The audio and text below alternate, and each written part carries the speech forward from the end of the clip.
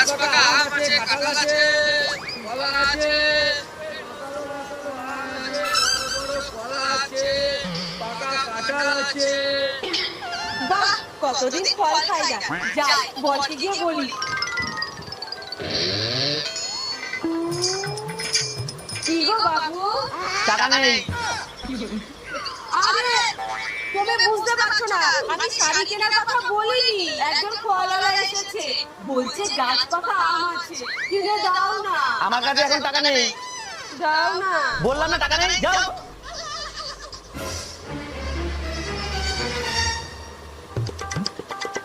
ধুর, কি কপাল করে যে একটা ফল পেয়েছিলাম, কিছু খেতে ইচ্ছা করলেও খাওয়াই না। কি হয়েছে দিদি?